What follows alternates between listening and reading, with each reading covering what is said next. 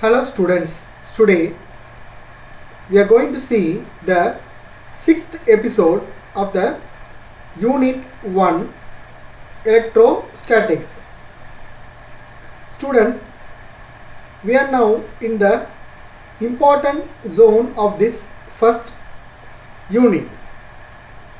This episode 6 contains two important questions. First one, electric dipole. We are going to define what do you mean by electric dipole. Second, electric field due to a dipole, and we are going to see two cases. One is electric field due to a dipole at a points on the axial line, and second one, electric field due to a dipole at a points on the equatorial plane. Come, let's move to the topic electric dipole.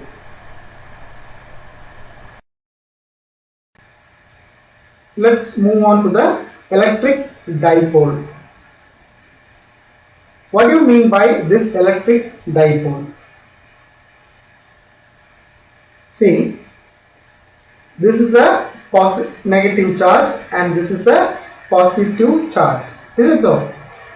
We all have even in our homes. We have, if you saw a tube light, you can see one side of the tube light you will have a negative charge and one side of the tube light you will have a positive charge. You can see all this in the plug holders also. The current will pass only if the line have the positive or the negative. Here, what do you mean by this electric dipole? This is the electric dipole. Here, even in each and every electric connections, we will have an electric dipole. And if two equal and opposite charges, this minus q and plus q are equal but opposite charges, separated by a small distance. That means from the midpoint, this is one A and this is another A. So here we use 2A. Two equal and opposite charges separated by a small distance constitute an electric dipole. Now let's consider two equal and opposite point charges. One is plus q and another one is minus q, that are separated by a distance 2A as shown in the figure. The electric dipole moment is defined as del P, which is equal to QR plus vector minus QR minus vector. Here R is the distance referred as A. Then here R plus is the position vector of plus Q from the origin and R minus is the position vector of the minus Q from the origin. The electric dipole moment vector lies along the line joining the two charges and they are directed from minus q to plus q. That we all know, because now only we finish the electric lines of forces. The SI unit of dipole moment is Coulomb meter, Cm. Let's see what is the electric dipole moment. The electric dipole moment P vector is equal to summation n I is equal to 1 qi into ri vector.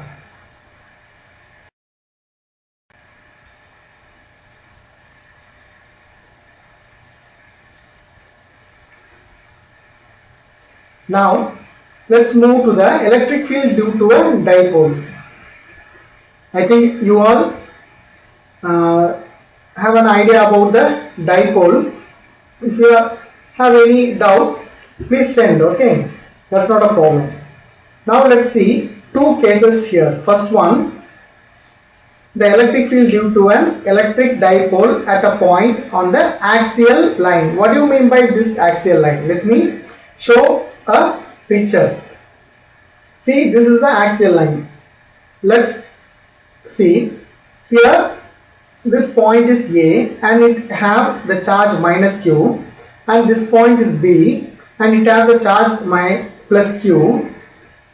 Between this A and B there is a midpoint which is denoted by O, and as we know about the dipole, we have the distance from A to O, A small a, and from B to small O we have another small a. So the distance between the A and B is 2a. Then this is the path of the charge. Okay, this charge moves from AB to C.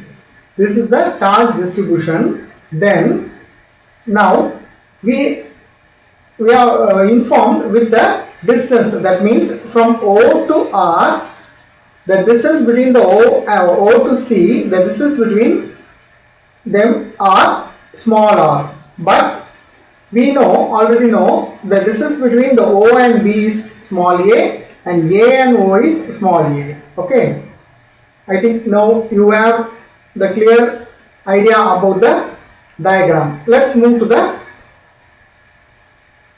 answers.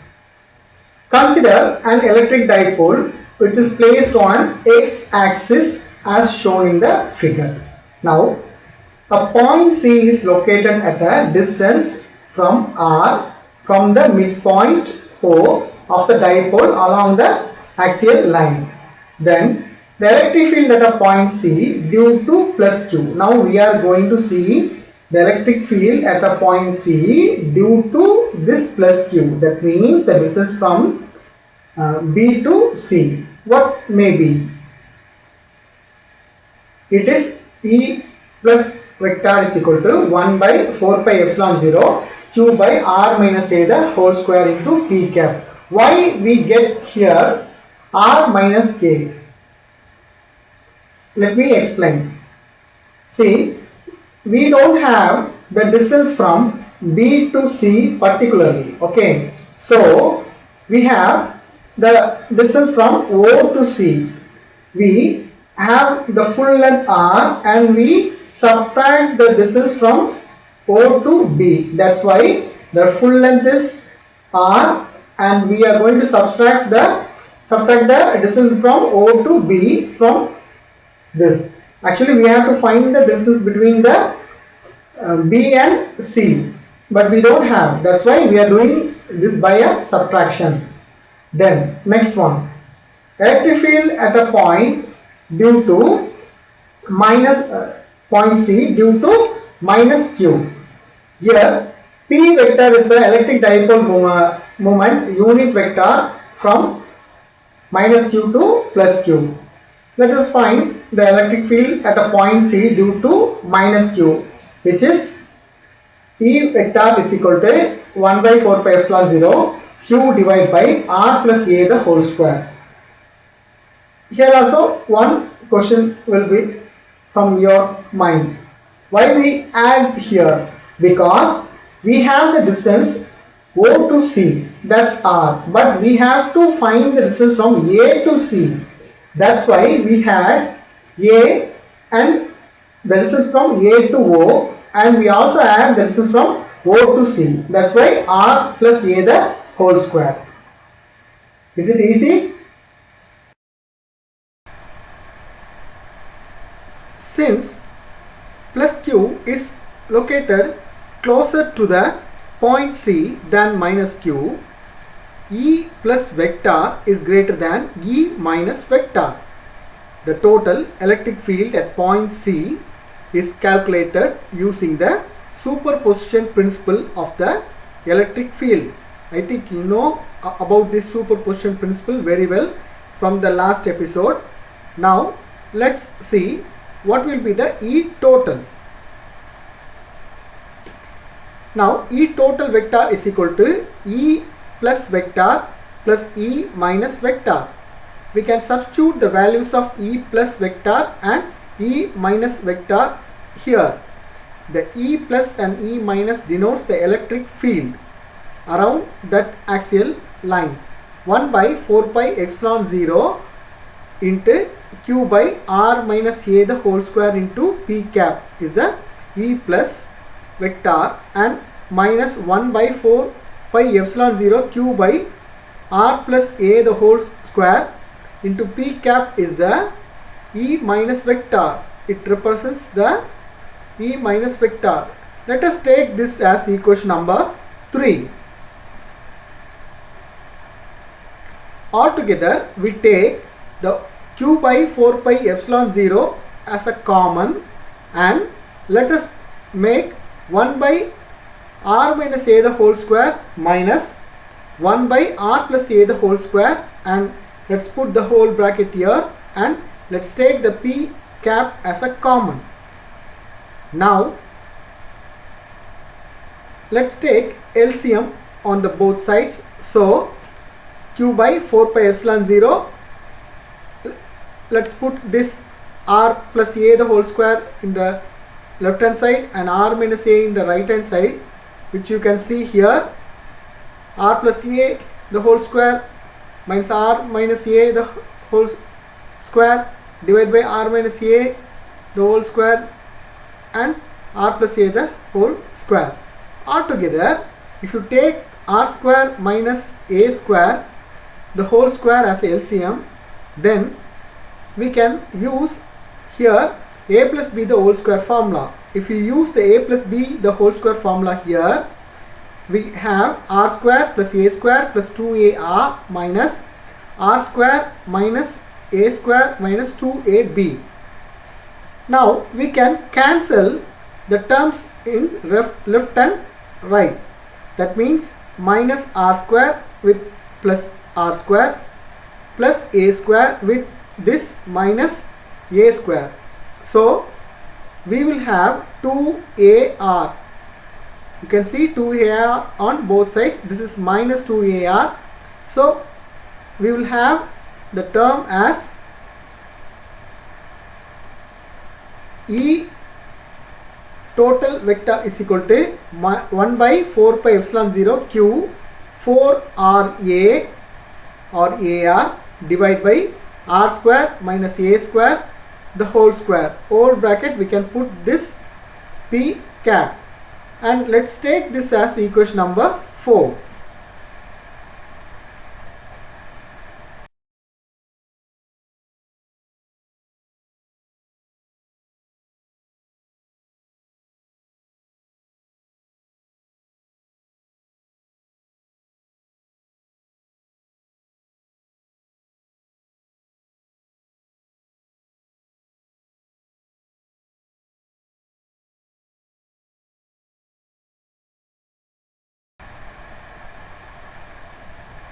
If the point C is very far away from the dipole, then R is very much greater than A.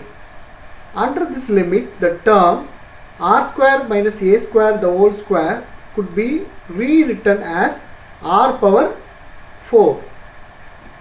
That means we are going to neglect the value a square. Substituting the above in equation number 4, we get E total vector is equal to 1 by 4 pi epsilon 0 4aq divided by r cube into P cap, that is r is very much greater than a. Since we know 2aq P cap is equal to P vector, we can substitute this P instead of this 2aq, but only we have to split this 2aq as 2 into 2aq. If you split that 4aq as 2 into 2aq, then you can substitute the value of P there. That is E total vector is equal to 1 by 4 pi epsilon 0 2 P vector divided by r cube. Why it's r cube? Because already we have r in the uppercase, so we cancel the r. Now r, which is very much greater than a, okay, and this is the equation for the axial line.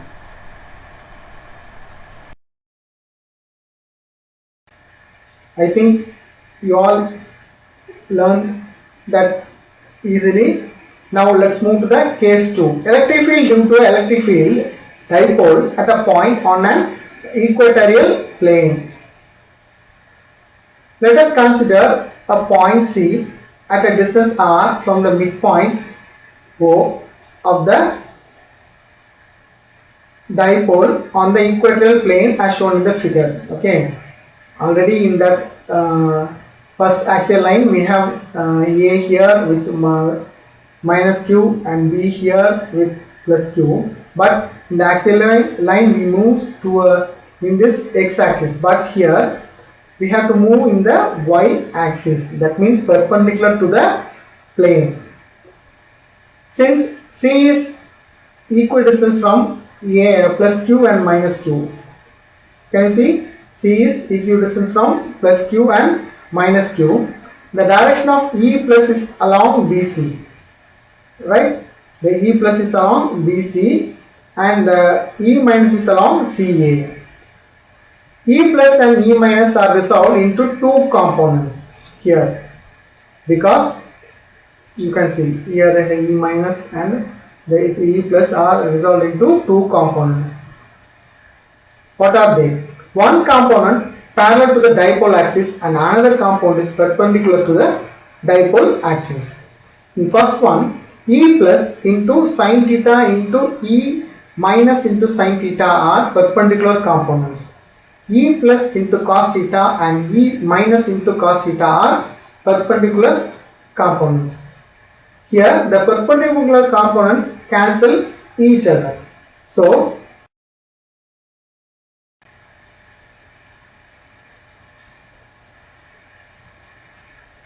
you can see this picture well. Okay, this each E plus sin theta and E minus sin theta cancel each other. The horizontal components in same direction will be added up to give total electric field. This E plus cos theta and E minus cos theta are added to give the total electric field. E plus total is equal to minus E plus modulus cos theta into P cap minus modulus E cap minus into cos theta into P cap. Therefore, E total vector is equal to minus 2 modulus of E plus vector into cos theta into P cap. The magnitudes E plus and E minus are same and are given. E plus modulus is equal to E minus modulus is equal to 1 by 4 pi epsilon 0 into q by r square plus a square, because here we have only one distance r square and a square. We don't have that minus values like in the axial line. So substitute. By substituting equation 3 into equation 2, we are substituting the equation 3 in equation 2. Instead of E plus vector, we substitute this equation 3 in here. Then we will get E total is equal to 1 by 4 pi epsilon 0 2q cos theta divided by r square plus a square into P cap. We cannot use the term as it comes. So using the cosine law, okay, we put cos theta is equal to a divided by root of r square plus a square. We substitute the cos theta using the picture, a divided by root of r square. By substituting this in the equation, we get, instead of cos theta, we put a divided by root of r square plus a square. If you multiply that root of r square plus a square here, then you will get the value minus 1 by 4 pi epsilon 0 2qa divided by r square plus a square the whole bracket 3 by 2 p cap. Okay, right. Now already we know p cap is equal, vector is equal to 2qa into p cap. Substituting this value, we get E total vector is equal to minus 1 by 4 pi epsilon 0 P cap divided by R square plus A square the whole 3 by 2. As at a very large distances, that is from R is very much greater than A, in equation we can neglect the term A. If you neglect the term, then you will have the value. Let me explain. E total is equal to minus 1 by 4 pi epsilon 0 P cap divided by R square plus A square. Here we are going to neglect the word letter A. So P cap is equal to R square the whole bracket 3 by 2. Using the binomial theorem, you can cut this Pythagoras theorem, you can cut this square 2 and this 2, then you will get the power 3 here. So E total is equal to minus 1 by 4 pi epsilon 0 P divided by R cube. Thank you students. See you in the next class.